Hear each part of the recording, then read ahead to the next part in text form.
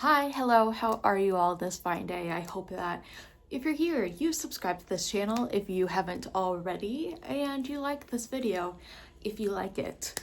Obviously, I haven't been here in a while. Happy 2025, everyone, on literally April Fool's Day that I'm filming this. And we have a new phone. I'm hoping maybe I'll be motivated, maybe it'll be a little bit easier. We'll figure that out.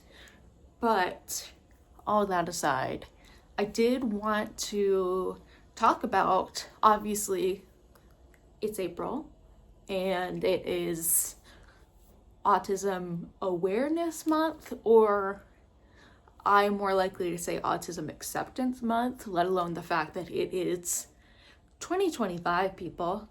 And my last video was talking about how I've personally been diagnosed with autism for 5 years. And since that time, there have been countless others on many platforms, on and offline, that have come to similar conclusions about themselves, or in general just resonate with neurodiversity, which I think is amazing. Except, as much as we individuals are pursuing better understanding ourselves, better accommodating ourselves, and ultimately treating ourselves better, the actual society that we live in is not necessarily conducive to maintaining the life that we do want to live. It's still so disparaging that a vast majority of us, especially those AFAB, those who identify whoever, those who are not men, are much more likely to be diagnosed late in life and to spend a good chunk of our lives just not knowing what the heck we are and what's wrong with us, when there's nothing wrong with us. And we also live in systems within our society that do not regard autism or ADHD or similar related neurodiversities with much respect, empathy, understanding, unless they themselves either have it or they know someone who has. Luckily, that's all the more common now, but that doesn't necessarily mean that we have all the mechanisms in place to live our best lives. So, why did I feel called to sit here today? Mostly just to say, what the heck, society? It's for the few years now that I've been aware of my autism, not even mentioning my life prior to then, not knowing I was autistic. It's been a struggle. It's just not, especially now in our social, political, current environment. As much as the TikTok people, whatever, the young people are gung-ho about acceptance, which is great, it's not enough. It's a similar conundrum of taking all the steps we want to in our own lives, being energy efficient and like going green, reducing our waste, all that stuff, when we're not the actual problem here. We as individuals are not responsible for climate change. That is much larger than us. Corporations, billionaires, blah, blah, blah, blah. But we feel a responsibility because it's been placed on us. And we probably continue to feel that way, especially if you're someone who is in a workplace, more of a traditional or not workplace, a classroom setting, whatever it might be. We usually feel the ones that have to be responsible for regulating ourselves, for speaking up for ourselves, for self-advocacy, for asking for the accommodations we need. And while all that is great and important, and we should know how to do that, I hope, and just support ourselves, we need a world that supports us too. And I don't think that's a large ask necessarily. Certainly there are bigger issues right now, but nevertheless, it's an issue. And we live in a world where we have leaders that still think vaccines cause autism, and we might not have access to what we need very soon, that we might lose any privileges that we might have if we identify as disabled people. And that's scary. That's wild. I never in a million years thought I would see that. Mind you, if it had ever reached that point prior, I didn't realize I was autistic. So it's a little bit different now that we're in the positions that we are, and we probably feel kind of helpless. And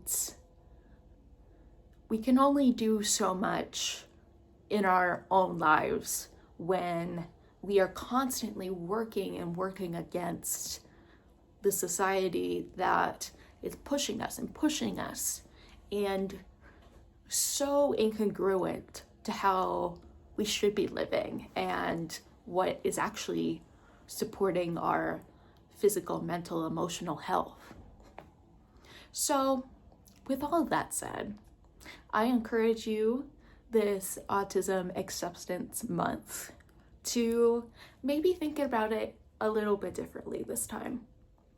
While we love to acknowledge and include and accept anyone who wants to be in the fold of whatever community that you resonate with, do it loud and proud.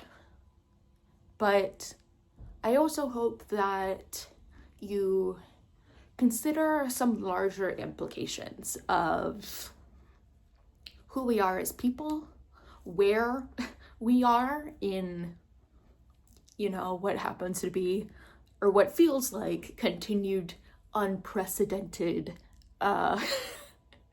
historical events that we get to live through, that we will probably look back on and just feel so disheartened. But we're going to get through this. We'll see the other side. And we, as neurodivergent folks, as disabled folks, however you identify, deserve to be represented. We deserve to be understood. We deserve to be included in whatever policies, social settings, just existing administration, systems, and to feel less like an afterthought or as a byproduct of how horrible society is, as if autistic people have never always existed. But I encourage you in our trying times to think beyond our individual selves, which might be ironic to say because autism tends to be categorized as something that is very self-driven. Autism, I believe, means self to some degree, because it's very easy to hyperfixate, to spiral in circles, to kind of feel isolated in ourselves.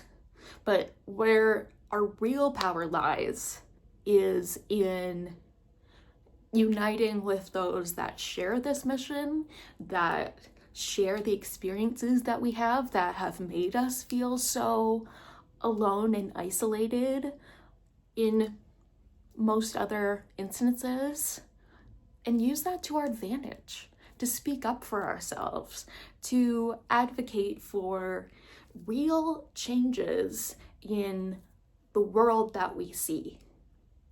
And obviously, I still encourage us to keep doing what we're doing, to help our easily burnt out souls and lives, and just do the best we can, which if what we're doing right now is just surviving, that's still good. But if we have the space and we have the capacity, I say, not to use the term radicalize, but at least build some communities and some frameworks where we can see some real progress. And Autism Awareness Acceptance Month feels like something that more people care about and they know about, and we are a part of the greater conversation. So if you have any other thoughts to piggyback off of this, why did I use that term? I don't know. Please leave them in the comments below. I'd love to hear your thoughts. I hope you're having a wonderful day. Thank you for listening, and I will see you all next time.